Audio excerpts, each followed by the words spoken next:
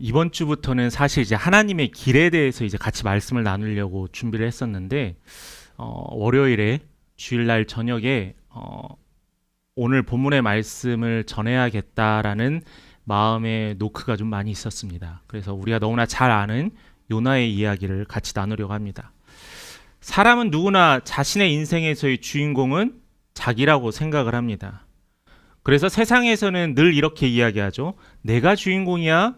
내 인생의 주인은 너야 라고 이야기하는 겁니다. 실제로 그렇기도 하죠. 여러분들의 인생의 주인공은 제 것이 아니에요. 여러분들의 인생의 주인공은 여러분 것입니다. 이렇게 하는 이유도 있습니다. 당연히 자기 인생을 자기 주도적으로 살아야 하고요. 또한 이러므로 말미암아 도전할 용기도 생기고요.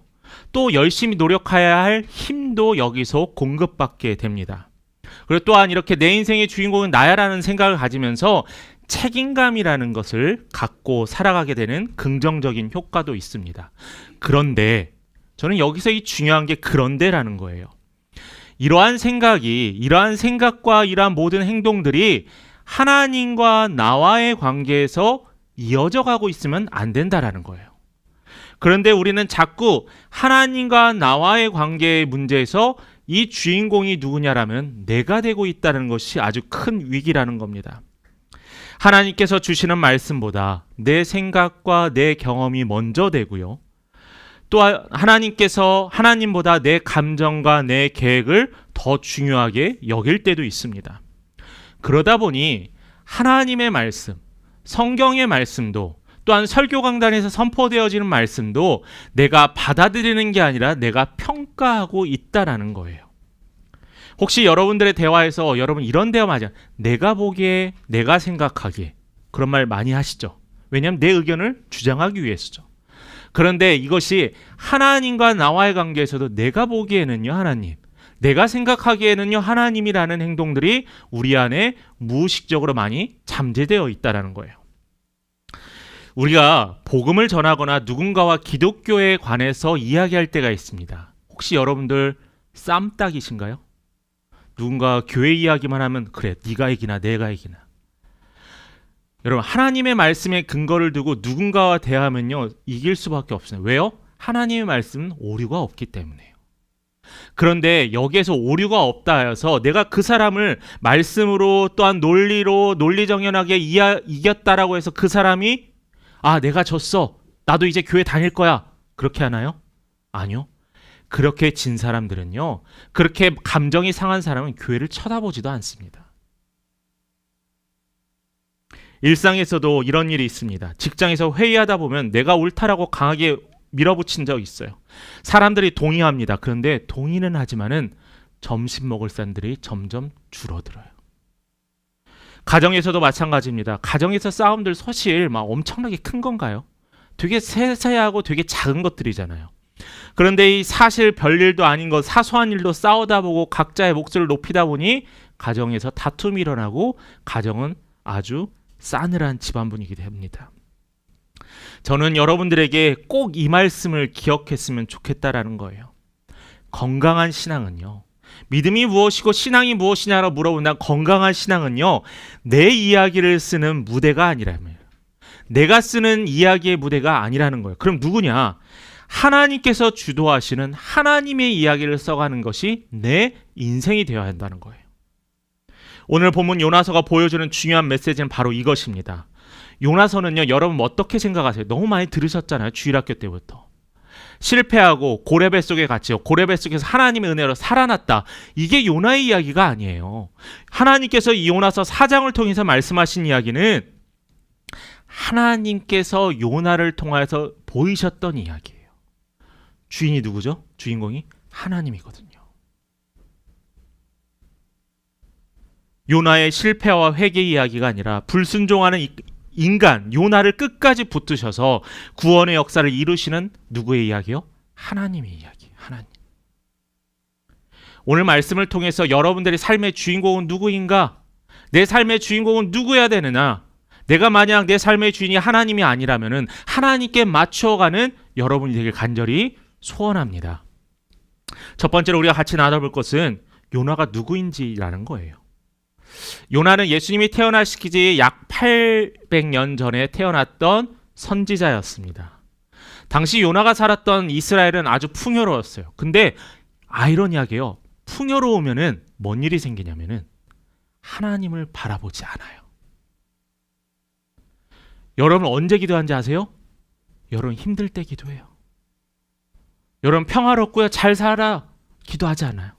근데 요즘은 누가 봐도 힘들어 보이는데 원래 인생은 이런 거야, 힘든 거야 라면서 그렇게 해서 기도도 안 해요.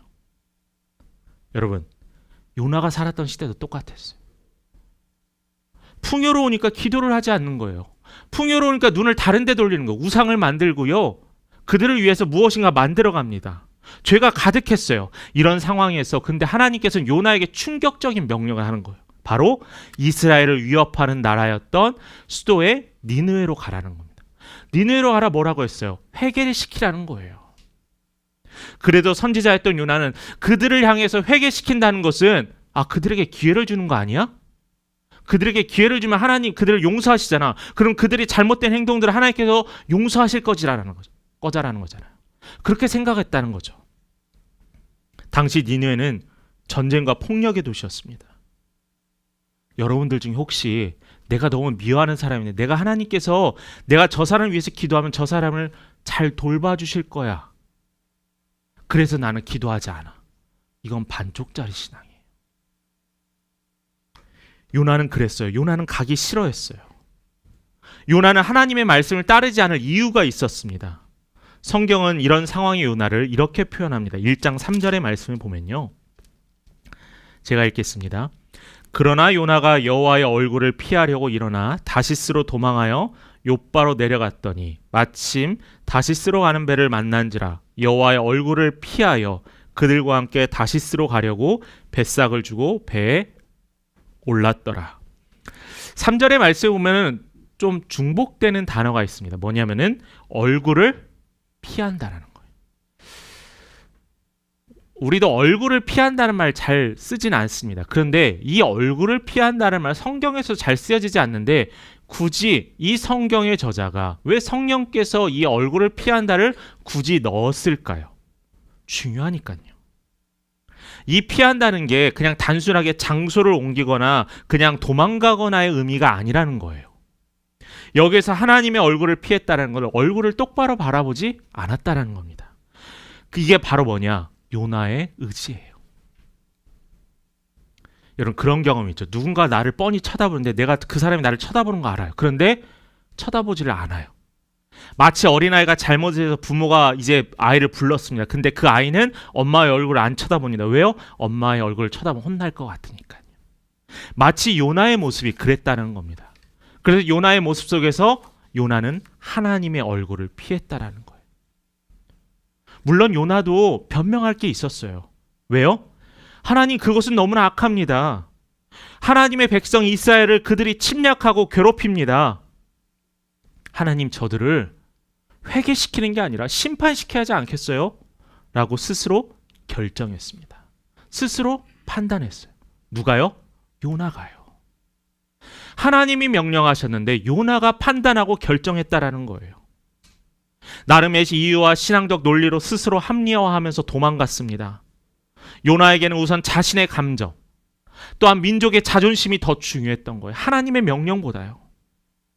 또 요나는 어떤 사람이어서 당시 이스라엘에게 존경받는 선지자였습니다. 그의 믿음과 그의 순종과 그의 헌신은 이스라엘 모든 백성들이 알고 있었어요. 그러나 그는 겉모습은 그랬지만 실제로는 하나님을 외면했던 어리석은 자였다라는 거예요. 여러분, 이 모습이 오늘 우리와 별반 다르지 않아요. 여러분, 기도할 때 어떻게 기도하죠? 주님, 제게 말씀해 주세요. 주님, 하나님의 뜻을 알려주시면 제가 그대로 하겠습니다 라고 기도합니다.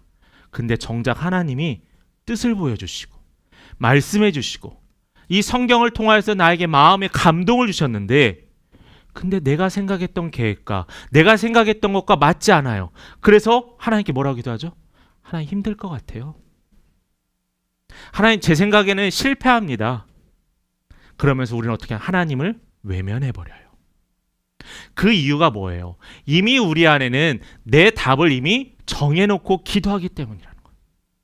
하나님께 뜻을 구하며 하나님 말씀해달라는 그 기도가 사실은 내가 원하지 않는 대답이기 때문에 나는 그 대답을 외면합니다. 또 이런 경우도 있어요. 우리는 말씀을 들으면서 어떻게 하죠? 말씀에 동의한다면 뭐라고 하죠? 아멘이라고 합니다. 여러분들 아멘이 부끄러워서 속으로 고개를 끄덕이고 머리를 고개를 끄덕이나 마음속에서 아멘 하시는 분이 있는 줄 압니다.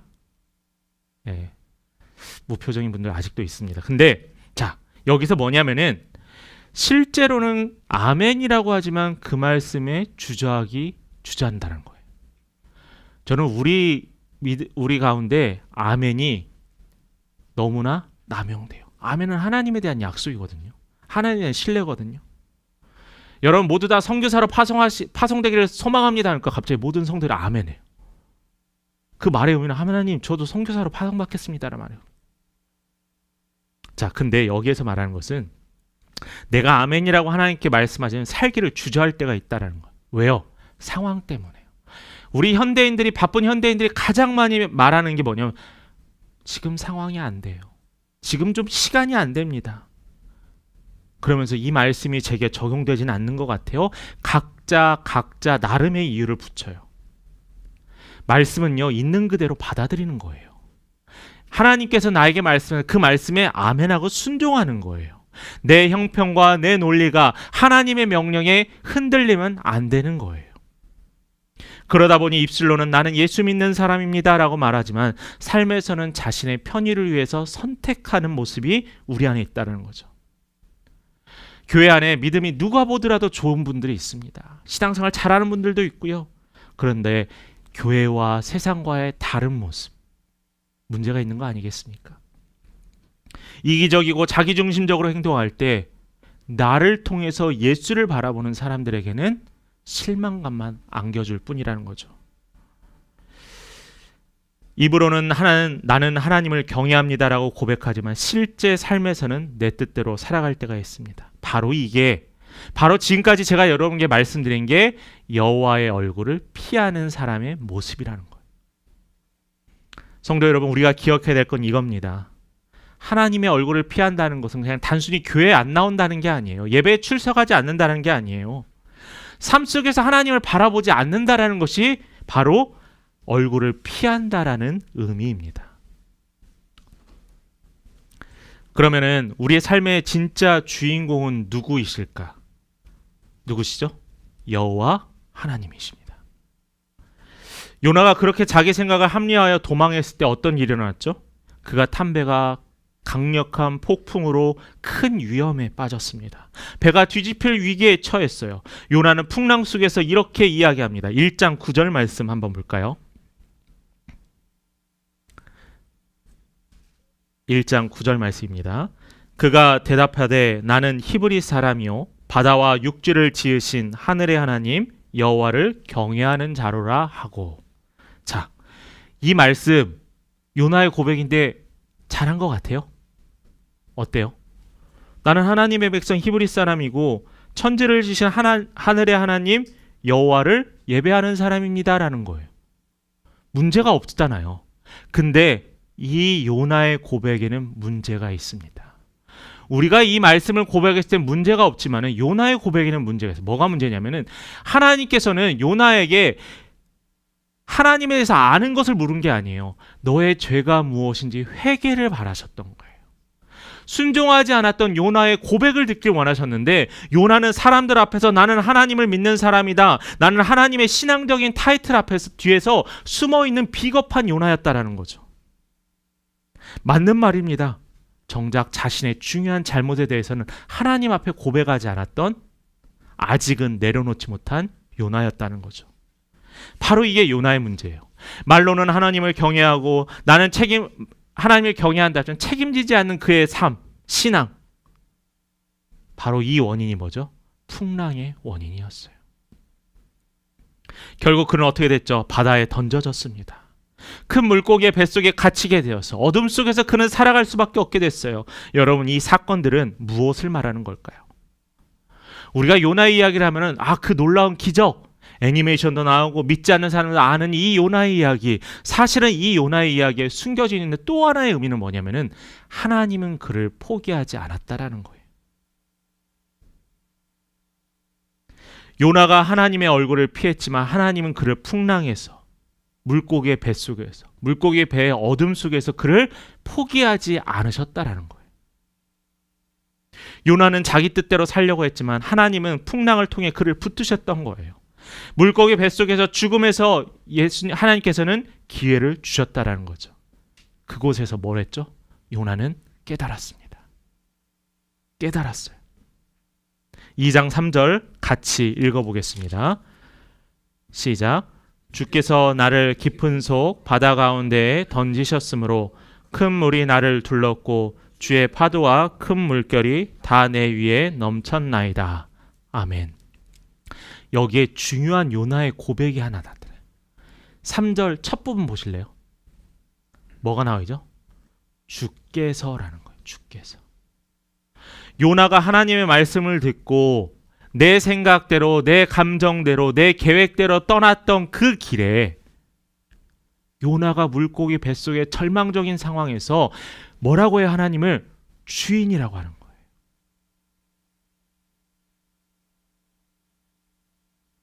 요나가 드디어 눈을 떴습니다.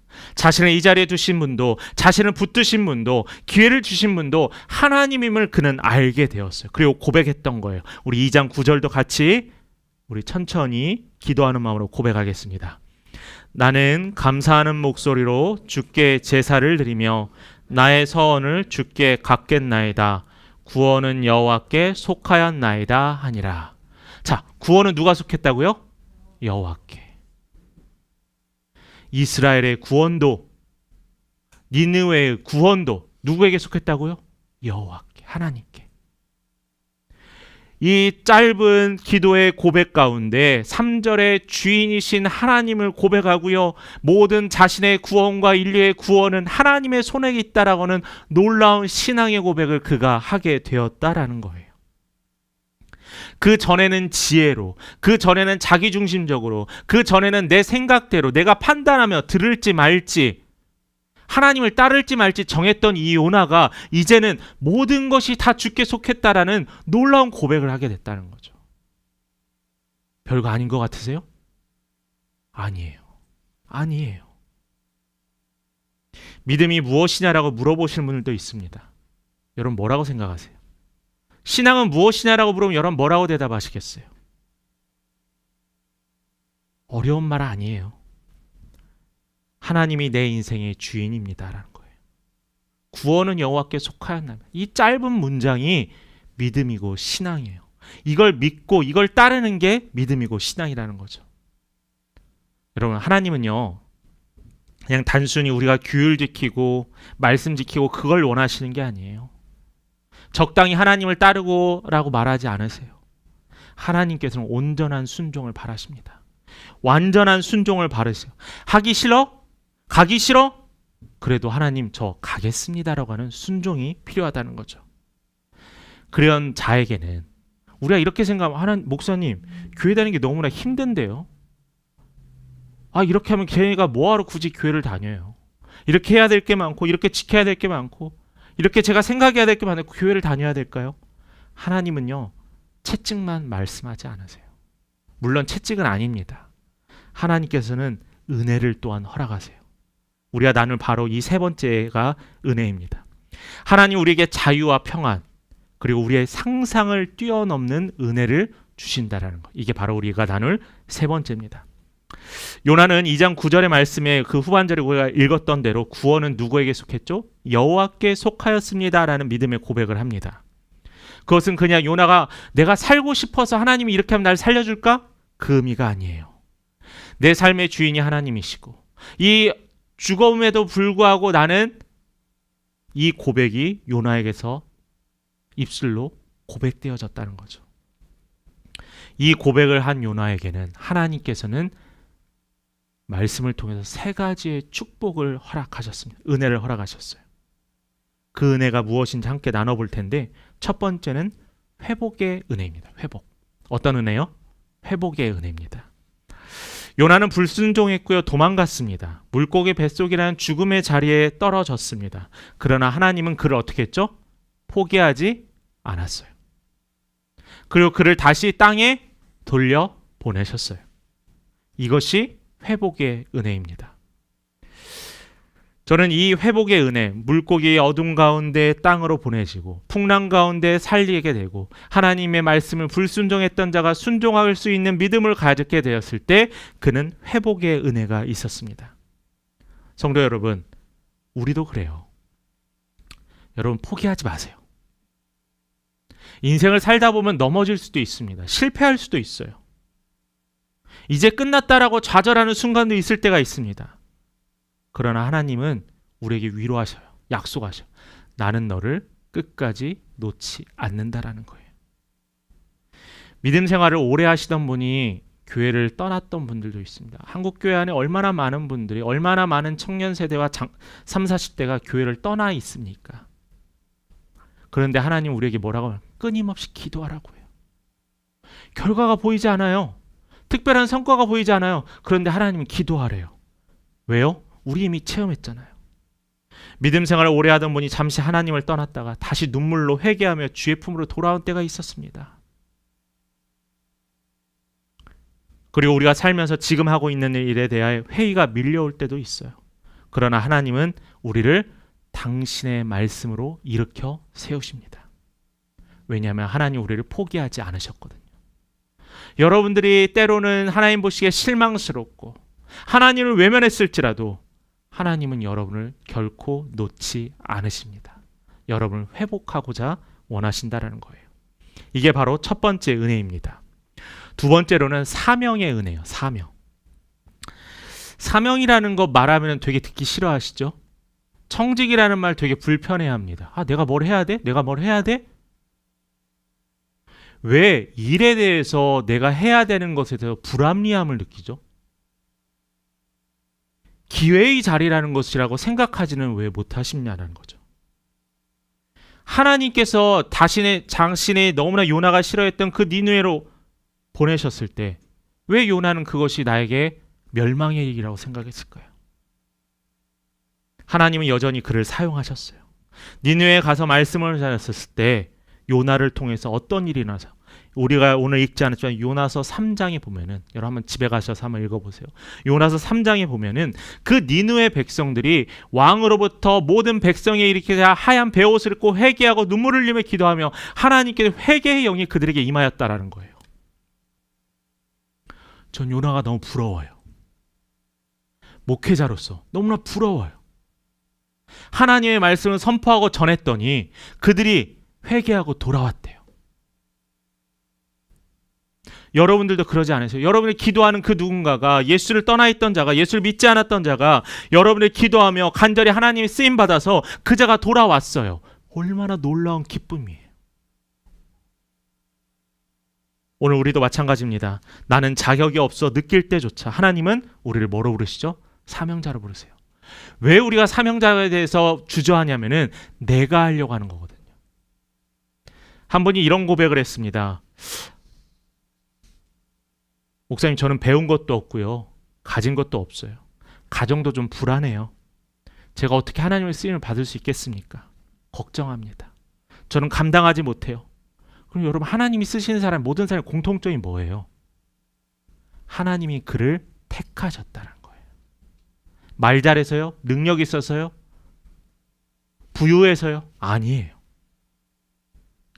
가장 중요한 것은 하나님을 따를 준비가 됐냐라는 거죠. 제가 그래서 그 성도님에게 이렇게 했어요. 성도님은 가정에서 자녀를 믿음으로 잘 세우잖아요. 직장에서 정직하게 일하시잖아요. 이웃도 돕고 교회 성도도 돌보시잖아요. 이 모든 것이 하나님의 사명이라는 거예요. 부족한 우리를 여전히 사용하시는 분은 하나님이시고 여러분이 누릴 수 있는 은혜는 사명의 은혜입니다. 세 번째로 넘치는 은혜가 있습니다. 어떤 은혜요? 넘치는 은혜. 제가 좋아하는 예화 중에서 가뭄이 나는 그곳에 사는 사람들이 비를 바란다면은 항상 빗물 받을 양동이를 준비해야 하잖아요. 비는 내려다 달라고 맨날 바라면서 빗물 받은 양동이를 준비하지 않는 것 되게 맞지 않습니다. 기도의 제목을 놓고 기도를 하면서 그 기도에 이루어 주실 하나님을 준비하지 않고 있어요. 마찬가지예요. 요나는 니느웨로 가서 구원받으라고 구원받으라고 상상조차 못했습니다. 그런데 하나님은 그 큰 성읍 전체를 구원하셨어요. 봐요. 요나가 생각이나 했을까요? 요나는 생각 못했어요. 하나님은요, 우리의 생각을 뛰어넘으세요. 왜 하나님을 우리의 작고 작은 이 나의 경험과 생각과 지식 속에 갇혀 놓으세요? 하나님은 전능하시고 하나님은 완전하시고 이 하나님을 우리의 이 틀 안에 가둬놓으면 안 돼요. 요나가 생각하기엔 저 죄인들을 어떻게 구원하실까 하지만은 하나님은 그들을 회개하게 하셨잖아요. 하나님이 하셨습니다. 성도 여러분, 하나님을 주인으로 모실 때 우리 삶에도 이런 일이 일어나요. 기도해도 변하지 않을 것 같은 남편이 몇 년 뒤에 눈물로 주님께 나와서 그 어느 누구보다 뜨겁게 하나님을 사랑하고 교회를 섬깁니다. 어떤 성도님은 건강의 문제로 힘들어합니다. 고난을 통해 오히려 가족 모두가 하나님 앞에서 예배자로 세워지는 놀라운 역전의 은혜를 체험하게 되었어요. 하나님의 은혜는요, 우리의 기대와 생각을 뛰어넘습니다. 어떻게 증명할 수 있냐고요? 이미 여러분들이 이 자리에 예배드리는 게 하나님이 생각지 못한 은혜라는 거죠. 내가 그려놓은 그림보다 더 크고 내가 기대한 길보다 더 넓게 역사하신 분이 여호와 하나님입니다. 하나님이 주인공 되실 때 우리가 누리는 은혜와 축복은 분명합니다. 실패한 나를 다시 세워주시는 회복의 은혜가 있습니다. 부족하지만 나를 여전히 사용하시고 기다리시는 바로 사명의 은혜가 있습니다. 마지막 세 번째로는 내 상상을 뛰어넘고 역사하시는 넘치는 은혜가 있습니다. 그러므로 오늘 우리의 기도는 이래야 될 거예요. 주님, 내 삶의 주인은 주님이십니다. 저를 주님의 이야기 속에 초대하시고 사용하시고 은혜의 사명자로 나와 가정과 교회를 사용하여 주옵소서. 너무 길죠? 줄이겠습니다. 여호와는 나의 삶의 주인입니다. 이 짧은 기도만으로도 여러분의 기도는 풍성해져요. 하나님이 이 기도를 통해 일하셔요. 이 기도를 통해서 이 시대의 빛과 소금의 역할을 감당할 수 있다는 겁니다. 사랑하는 성도 여러분, 오늘 우리는 요나에 대한 이야기를 나눴습니다. 너무나 잘 아는 이야기, 그리고 뻔한 결론 아니에요. 뻔하지만 따르지 않았던 이야기였습니다. 알고 있었지만 지키지 않았던 이야기였고요. 이 책은 단순히 요나의 모험담과 생각하지도 못한 물고기 뱃속에서 3일간 있다 살아나게 된 요나의 이야기가 아니에요. 불순종하였던 한 인간을 끝까지 붙드시고 사용하셨던 하나님의 이야기였다는 거죠. 지금 우리의 시간은 하나님의 은혜와 능력이 드러나는 하나님의 이야기의 하나가 되어야 합니다. 여러분, 이렇게 한번 결단해 보십시오. 여러분, 그 가전제품이나 무엇을 사용하고자 할 때 온과 오프 중에 뭘 먼저 누르죠? 어렵나요? 쉽습니다. ON을 누르면 됩니다. 자, 이번 한 주간 저도 어디서 봤던 내용인데 주님 모드로 ON을 해보시길 바래요. 이 주일 예배를 끝나고 다시 주님 모드 오프하지 마시고 한 주간 ON으로 하시기 바래요. 그러면서 아침에 시작하며 하나님은 오늘 무엇을 하실까? 내가 사람을 만나면 하나님이 지금 어떤 말을 나에게 하라 하실까? 내가 무엇인가 크든 작든 선택의 자리에서 하나님이 어떻게 해야 기뻐하실까라는 이 질문을 주님의 마음을 품고 주께 물어보시기 바랍니다. 이 시간 성도님 모두 주님 온 모드로 살아가며 시간과 삶이 하나님의 이야기로 채워지고요. 우리의 생각을 뛰어넘는 놀라운 은혜가 여러분과 가정과 특별히 우리가 함께 믿고 섬기는 함께 걷는 교회에 고백되어질 간절히 축원합니다.